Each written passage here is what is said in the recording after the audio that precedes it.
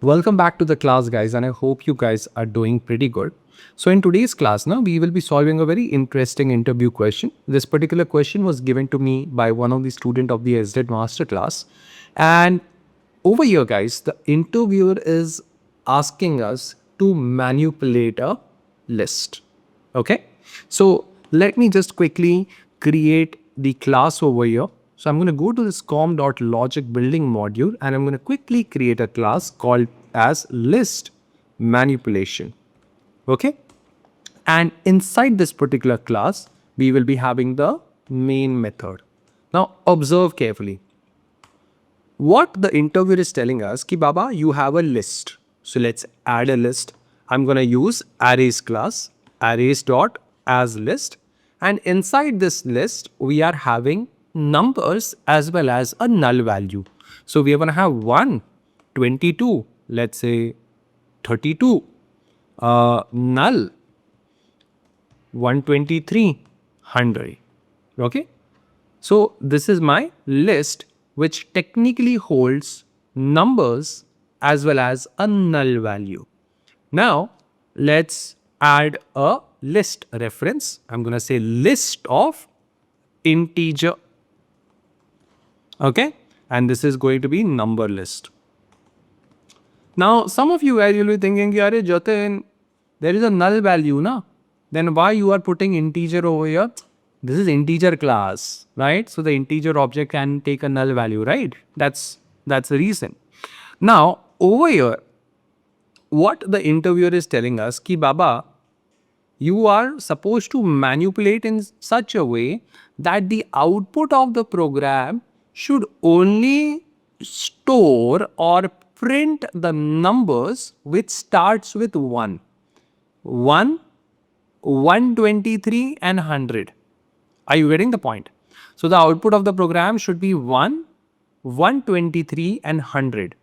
22, 32, null, these values should not be printed on the console. So how you're gonna approach this particular problem? Take a moment, think about it. So guys, what we will be doing over here now, see, we are having a list, okay? We have a list. And the moment I see a list and I see that I need to do some kind of filtration over here with all these numbers and null values which is present, I just want 1, 123 and 100. All the three numbers starts with 1. Okay. Rest all the numbers as well as the null value should be removed. So because we need to do some kind of a filtration, in this kind of an operation, streams is going to be very useful for us. Okay, we will be using streams. So what I am going to do first is I'm going to take this number list, and to this number list I'm going to apply stream. Then what I'm going to do next is I'm going to start applying the filtration criteria. So I'm going to apply a filter. The first thing that we should be doing over here is we should be removing the null value. Okay, this is important because if you decide to remove the null value later, okay, that time you will end up getting null pointer exception. So what I want over here is remove this null value. How I'm going to do that? I'm going to say I'm going to take one by one all the values. Okay, I'm going to get those values and I'm going to give it to this objects utility class, not object, objects utility class dot, and it technically has a method called not null or non-null value. Okay, and over here you're just going to pass this chap. So what it is going to do, it is going to check whether the value 1 is it non-null? Yes. 22 non-null? Yes. 32 non-null? Yes. Null, non-null, false. 123 non-null? Yes. 100 non-null? Yes. So all the values which are non-null, okay, will be processed further. So just to show you, I can apply a collect and I can say collectors dot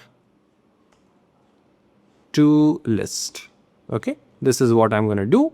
And technically, what it is going to do is all the result from this particular filter will be stored in a list. So we are going to get a list back. So let's take this particular stuff only. I'm going to put over here, and I can simply say system.out.println number list 2. Let's save this, right click, run as Java application. And what do you notice? We notice over here that the null value, right, is not given to this collect method. Are you getting the point? So we have first removed the null value. So with this filtration, null has been removed. We are one step close. Are you getting the point? Now, what we want to do over here is we want to only print the numbers, or we just want to get those numbers which starts with 1. How we can do that? Take a moment, think about it. I have a number. Can I convert this particular number to string? Yes, I can use the toString. And it's going to give me this number in the string format. Then I can check whether this particular number starts with 1. Starts with is a method in your string class. No, we can use that. So to this particular filter, what I'm going to do is I'm going to apply another filter, and I'm going to say I, and over here I'm going to say I dot toString dot starts with 1. Okay. So we're going to take this number, whatever the values we are getting, the integers, we're going to take those stuff, we're going to convert it into toString, and then we're going to check that starts with is giving me, it starts with 1 is there or not. Okay, so if I just save this, and if I'm going to click on the play button, null. Okay, 1, 123, 100. Is this part clear to everyone? Okay, so once you have understood this particular program, now I want you guys to write this particular code by yourself. Okay, just go through this entire program, write it down by yourself, because the more you try to write the code by yourself, you're able to explain the entire program. In interviews, it's going to help you out in a better way. So that's it. This was a very simple program, guys, and the candidate was having around 3 years of experience. So definitely do try this particular program off. And in case of any questions that you have faced during your interviews, please share it off with me. I'll be happy to cover it off for you guys. So that's it for this particular class. Thank you so much for your time. Now I'm going to see you guys in the next one. Don't forget to mark your attendance. Till then, take care. Bye-bye.